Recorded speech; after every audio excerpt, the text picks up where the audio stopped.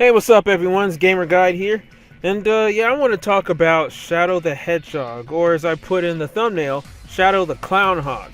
Now, a lot of people have been complaining about Shadow's character portrayal in the IDW comics recently, especially after issue 19 of the IDW comics. Spoiler alert: when Shadow turned into a zombot. If you guys don't know what a zombot is, it's basically a zombie, a roboticized zombie. So long story, but that's the whole Metal Virus saga and season 2 of the IDW comics, and just the way Shadow allowed himself to be infected. I'm going to show the panels right here. Was very cheap because Sonic is infected, but Sonic knows that, he has to run very fast around the place to burn off the infection to slow it down. But Shadow doesn't want to do that because he doesn't want to run away. He's not a coward like Sonic. It was very stupid how it went, I'm not gonna lie, and it was just miscommunication, but Shadow's cockiness got the best of him, and it's like, come on, Shadow's better than this, he's smarter than this, he should have known what Sonic was talking about. But I digress. So a lot of people have been talking about this, and this is not the first time Shadow has been clowned in the IDW comics. Even his previous portrayal in the IDW comics in the first season, during the battle for Angel Island, he stabbed Metal Sonic, or Neo Metal Sonic, with the Chaos Spear, and Metal Sonic needed that DNA in order to become Master Overlord. So I don't want to get too deep into that since that's the current season I'm adapting. I don't want to spoil anything, but I don't really blame him on that because Sonic also fell for that too. But it's like, yo, all of Shadow's appearances in the IDW comics have been useless. Like, he's never really contributed to anything meaningful in the plot. When he's there, he's always a stumbling block, or he always messes things up. And I don't like that. His portrayal in IDW comics is disappointing. Even though I love the IDW comics for a lot of the things they do, how they progress the video game canon, and the characters finally have character development again, like Tails. With Shadow, he's just been stagnant. But it's not IDW's fault, it's not Ian Flynn's fault. Especially when someone interviewed Ian Flynn, like they cornered him during a comic convention, and they asked him about this. And he said, actually, Sega gives us these mandates, and Sega told us how they want us to portray Shadow.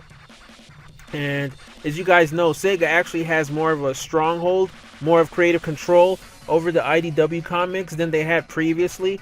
Now, this is both good and bad. Good because they get to steer the comics in a good direction, so the comics will never get as twisted and crazy as they did in the Ken Penders era of the Archie comics.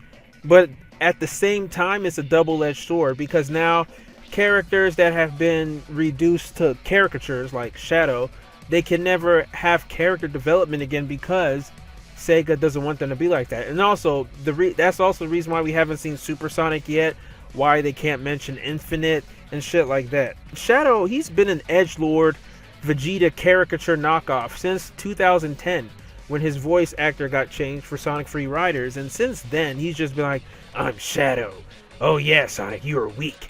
I'm the coolest. I'm the ultimate life form. And that's exactly how he sounds like too, with the gruffness in his voice, which I didn't like. I've grown to accept it, but I don't know. I still kind of prefer Jason Griffith's impression of Shadow, to be honest. I think he did that better than he did Sonic. But yeah, so Shadow has just been pretty much just a dead character since 2010. It's crazy to think, it's crazy to realize that the last game that actually had character development for Shadow was Sonic 06 back in 2006. That was, I've said it several times on my channel, Sonic 06 was the end of Shadow's character arc, was the end of his story. If they just retired the character after that game, I wouldn't even be mad. That was the end of his story. For Shadow, that was even a continuation of Sonic Adventure 2 and Shadow the Hedgehog, with how Mephiles was trying to tempt Shadow again, but Shadow learning from his past, like Doom, what's his name? Black Doom and stuff, he wasn't going to fall for Mephiles. That's why Shadow was so resilient and Mephiles was getting so angry. But ever since then, Shadow has just been this edgelord boy who's just in a dick measuring contest with Sonic, and it's just like, dude, Shadow, can you be useful here, man? All you want to do is just show how much better you are than Sonic. Like, we get it, you're the ultimate life form. So here's my advice to IDW: don't use Shadow if there's nothing else to do with him. If you don't have anything good to do with Shadow, just drop his character. I won't even be mad because, like, for almost 10 years Shadow's been a useless caricature. So if you got nothing to do with this character, just don't put him in, because all you're doing is angering Shadow fans. I'm not even a Shadow fanboy, but it is kind of disappointing to see how they treat him now, you know? Shadow's whole creation was inspired by Vegeta and Mewtwo from Pokemon, but mostly Vegeta, let's just be honest here.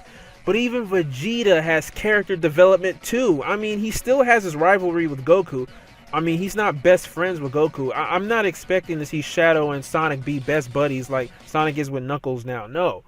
But if you guys watch Dragon Ball Super, Vegeta has mad character development in that show. Like, he's even more mature and has better development than Goku. It's Goku that's been very stagnant in that show, and he even, like, a lot of people were getting angry how stupid they were making Goku too. It's like he was regressing.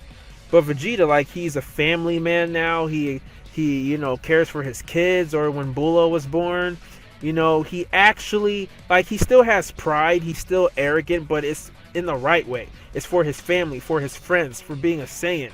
And, you know, and like, if you're watching the English dub right now of the Tournament of Power arc or the Universe Survival, his promise that he made to Kaba and the Saiyans of Universe 6, the pride of a Saiyan, is what's fueling him, is what's making him stronger, and what's getting him to fight. Like, that's the Vegeta I can get by. That's character development for Vegeta, because the old Vegeta was just evil. Didn't care about nobody, didn't give a damn. He just, oh, I'm this, I'm the Prince of all Saiyans, I'm the coolest, I'm the best, I'm superior. So I want to see that same character development for Shadow. He can still have his rivalry for Sonic, but he needs to grow as a character like he did for 06. Shadow wasn't best friends with Sonic in 06. I mean, they both respect each other just like Goku and Vegeta respect each other, but like, it's like a rivalry there. You know, they push each other, and I just don't know why they can't find that balance. You know, the Sonic franchise is always about balance, you know? Speaking of which, you know, maybe that's why Sega downscaled his character, because I even said on my Twitter, maybe the reason, you know, I have a theory that the reason why they've really downgraded Shadow's character is for the exact reasons why I complained about Shadow back then, and now I'm biting my tongue. But you guys remember, if you follow me, I used to complain about how there was a period, especially between the years 2004 to 2007, Shadow was always overshadowing Sonic in his own games. You know, like, Sonic would be the supporting character of his own games. The biggest culprit of this was Sonic 06. You know, that was the biggest culprit. Now, we're going to excuse Sonic Adventure 2, because some people say that Shadow's game, but Shadow was introduced in that game. So, you know, it really needed to focus on Shadow and bring character development to Shadow. So I'll excuse that.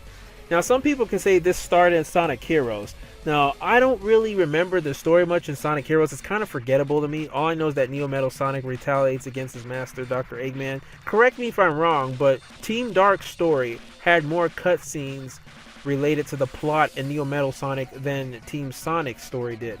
That was just the beginning. Then enter Shadow the Hedgehog, but I'll also excuse that because that's a Shadow the Hedgehog game, so he is the main character. Sonic 06. You know, the whole game is just Sonic saving Princess Elise's ass hundreds of times.